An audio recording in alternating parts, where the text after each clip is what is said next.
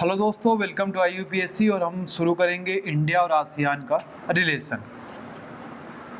तो आसियान जो बेसिकली हमारा बना था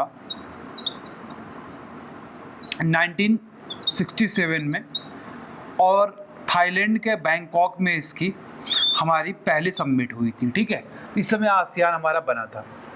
उसके बाद क्या हुआ दोस्तों कि हम एक बार हिस्ट्री में जाते हैं और इसके पहले ये देख लेते हैं कि अभी क्या डेवलपमेंट हुआ है। तो अभी डेवलपमेंट ये हुआ, PM मोदी साहब गए थे तो 14वीं हमारी आसियान इंडिया समिट हुई, और जो कि वियतनाम में हुई। 11th ईस्ट एशिया समिट हुई जो लाओस में हुई। ठीक है, तो ये एक बहुत अच्छा टॉपिक है। हमारा बहुत ज़्यादा इंटरेस्ट है आसियान से रिलेशन रखने में, क्योंकि आसियान से रिलेशन रखने में पहला रीज़न ये है कि हमारा नॉर्थ ईस्ट जो रीजन है हमारा, ठीक है, जो नॉर्थ ईस्ट रीजन है यही गेटवे है हमारे आसियान रीजन के लिए। तो आसियान से यदि हमारा ट्रेड बहुत अच्छा होता है, जो कि हो भी रहा है, ठीक है, जो भी हमारा फॉरेन ट्रेड होता है उसका 10% हमारा आसियान से होता है।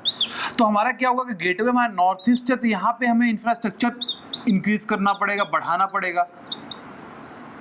तो इसके लिए हमारा एक हाईवे भी पास हो रहा है, इंडिया म्यांमार और थाईलैंड हाईवे भी पास हो रहा है। ठीक है, IMT हाईवे पास हो रहा है। तो इससे क्या होगा कि जो नॉर्थ ईस्ट रीजन हमारा बैकवर्ड रीजन है, तो यहाँ पे एनॉर्मस अपॉर्चुनिटी आ जाएगी एम्प्लॉयमेंट के लिए, और यहाँ के लोगों का डेवलपमेंट हो जाएगा। ठीक है, ये हमारा मेन कंसर्न है वहाँ पे। अब देखिए जरा हिस्ट्री में थोड़ा देखते हैं। तो 1947 में क्या था कि इंडिया नैम की तरफ जा रहा था। ठीक है, इंडिया एक फाउंडिंग मेंबर था नैम का। एक तरफ हमारा वार्सो पैक्ट था, तो एक तरफ हमारा नाटो चल रहा था। ठीक है, कोल्ड वार का एरा था। उसके बाद कोल्ड वार के एरा के समय ही क्या हुआ कि 1970 में, ठीक है, 1970 में क्या हुआ कि इंदिरा गांधी हमारे रसिया के पास गई, वहाँ पे फ्रेंडशिप ट्रीटी साइन किया। क्यों साइन किया? क्योंकि वहाँ पे बांग्लादेश में क्राइसिस चल रही थी, और अब रिफ्यूजी क्राइसिस थी। बांग्लादेश से लोग निकल कर ये असम में आ रहे थे, और उस समय की यदि आप हालत पढ़ेंगे और इंडिया आफ्टर इंडिपेंडेंस पढ़ेंगे तो आपको पता चलेगा कि उस समय हमारे यहाँ फूड इन्फ्लेशन काफ़ी ज़्यादा था। फूड इन्फ्लेशन ज़्यादा होने के कारण, और इंदिरा गांधी जो चुनाव जीती थी, ये ज़्यादा इनका था कि गरीबों की तरफ हम ज़्यादा ध्यान दें। तो उस समय क्या हुआ कि असम में नियरली 80 लाख लोग आके बस गए थे। ठीक है, मतलब असम प्लस इंडिया मिला के 80 लाख लोग बांग्लादेश से भाग गए थे, ओके, रिफ्यूजी हो गए थे। तो उस समय क्या हुआ कि इंडिया जाकर फ्रेंडशिप ट्रीटी साइन किया रसिया से, और मतलब कि हमारा इंडिया का इंक्लेशन किसी तरफ हो गया, रसिया की तरफ। लेकिन 1991 के बाद क्या हुआ कि हमारी इकॉनमी लिबराइज हो गई, LPG रिफॉर्म हुआ। वहाँ पे LPG रिफॉर्म हुआ तो हमें क्या करना पड़ेगा, जब हमने अपनी इकॉनमी को खोल दिया तो ट्रेड करना पड़ेगा। तो ट्रेड करने के लिए हमने एक पॉलिसी बनाई जिसका नाम है लुक ईस्ट पॉलिसी। लेकिन मोदी साहब अभी आए तो कह रहा केवल देखना ही नहीं है जनाब, अब क्या करो, एक्ट ईस्ट पॉलिसी, मतलब कि देखो मत, अब उस पर क्या करो, आप एक्ट करो। ठीक है, तो ये हमारा फुल कॉन्सेप्ट है हमारा आसियान और इंडिया का। तो देखिए कैसे फेज वाइज हमारा डेवलपमेंट हुआ, इसको देखते हैं। तो पहला हमारा जो फेज वाइज डेवलपमेंट हुआ 1991 से 2000 के बीच में क्या हुआ कि जब हमारी इकॉनमी लिबरलाइज हुई, LPG रिफॉर्म हुआ 1991 में, ओपन हुई, तो हम पहले इनसे बातचीत करना चाह रहे थे कि भाई साहब हमसे ट्रेड करो, हमसे बातें करो, हम भी ट्रेड करना चाह रहे हैं। ठीक है, और एक कहानी और है कि जब आसियान बन रहा था, ठीक है, तो वो इंडिया वाले उसको विरोध कर रहे थे कि नहीं भाई, आसियान में हम हिस्सा लेंगे ही नहीं। तो आसियान वालों ने बोला कि हमें आपको लेना ही नहीं है। तो भाई साहब आसियान में कौन कौन है? आसियान में हमारे 10 रीजनल कंट्रीज हैं। ठीक है, 10 रीजनल कंट्रीज हैं, 10। ठीक है, किस लिए बना है? वहाँ की सिक्योरिटी, वहाँ का कल्चर, मतलब ओवरऑल जो साउथ ईस्ट एशिया का डेवलपमेंट करना है ना, वो आसियान के फोरम के थ्रू हमारा डेवलपमेंट होगा। ओके, जो हमारा आसियान बना तो इससे और क्या फायदा हुआ साउथ ईस्ट एशिया को कि जो हमारे 10 कंट्री एक साथ मिलकर बोलेंगी, आवाज उठाएंगी, तो वर्ल्ड में इनकी आवाज सुनी जाएगी। ठीक है जनाब, तो 1991 से लेकर 2002 के बीच में हम यही कहना चाह रहे थे कि सर हमसे बात करो, हमसे ट्रेड करो। ठीक है, तो प्राइमरी हमारा थ्रस्ट ये था कि भाई हम अपना जो रिलेशन है उसको रिन्यू किया जाए साउथ ईस्ट एशिया से, ताकि हम ट्रेड और इंफ्रास्ट्रक्चर प्लस इकोनॉमी को बूस्ट कर सके थ्रू ट्रेड।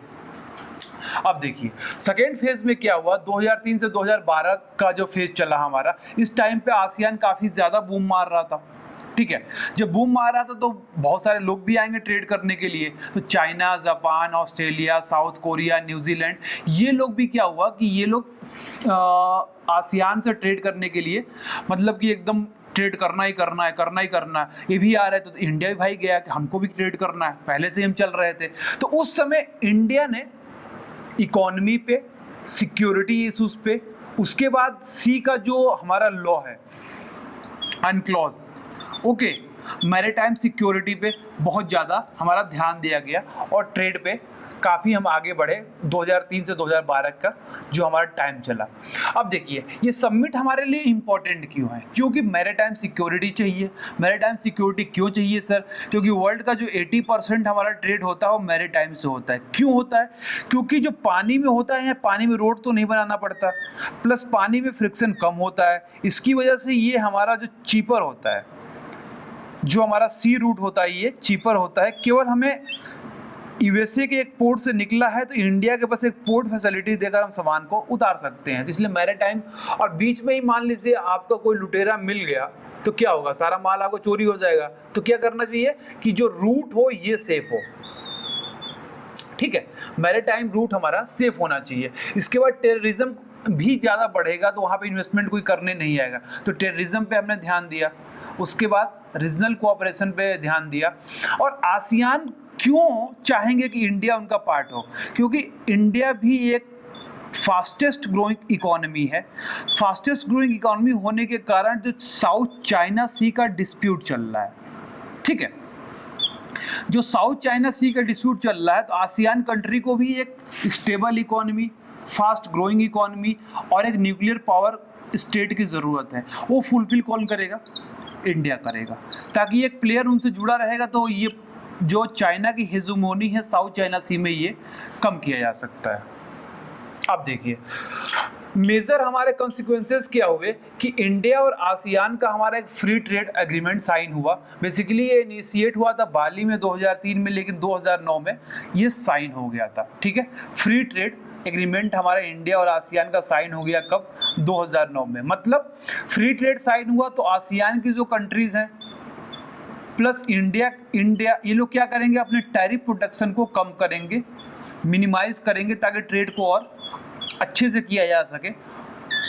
प्रेफरेंस दिया जाएगा कि हाँ भाई आपके साथ ट्रेड करेंगे और आपके सामान को हम कम दाम पे खरीदेंगे, आप भी हमारे सामान को आप मतलब कि आप अपना जो टैरिफ प्रोडक्शन है इसको आप हटाएंगे। ठीक है, टैरिफ प्रोडक्शन पे कम दाम पे वहाँ भेजा जा सकता है, तो मार्केट में कंपेटेबल हो सकता है हमारा गुड्स। ओके, अब देखिए जो हमारा 2009 में साइन हुआ, ये कब से इफेक्ट हुआ हमारा एफटीए? कब से आया? 1 जनवरी 2010 से ये हमारा आ गया था। ठीक है, अब देखिए इंडिया में क्या हुआ कि इंडिया को 1995 में ही एक डायलॉग का स्टेटस मिल गया कि आप डायलॉग कर सकते हैं। लेकिन बाद में क्या हुआ कि इंडिया ने हमारा ज्वाइन किया ईस्ट एशिया समिट को 2005 में। तो आपको अभी मैंने बताया कि ईस्ट एशिया समिट में कौन है, 10 हमारे आसियान हैं, 10 हमारे जो आसियान के मेंबर हैं, plus China, India, Japan, Australia, New Zealand and so on, ये सब हमारे क्या है, हमारे ईस्ट एशिया समिट में आते हैं। ठीक है, और इंडिया का इंगेजमेंट आपको पता ही है कि लुक ईस्ट पॉलिसी से हुआ था, लेकिन बाद में इस पॉलिसी का नाम मोदी जी ने चेंज किया और बोला कि आप क्या करिए, एक्ट ईस्ट पॉलिसी लगाइए, क्योंकि हमें केवल देखना नहीं है, हमें क्या करना है, एक्ट करना है। ठीक है जनाब,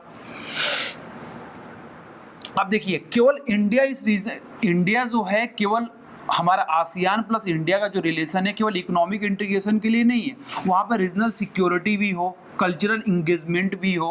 क्योंकि आप देखेंगे तो वियतनाम और साउथ ईस्ट एशिया में बहुत सारी कंट्रीज हैं जहाँ पे बुद्धिज़्म है।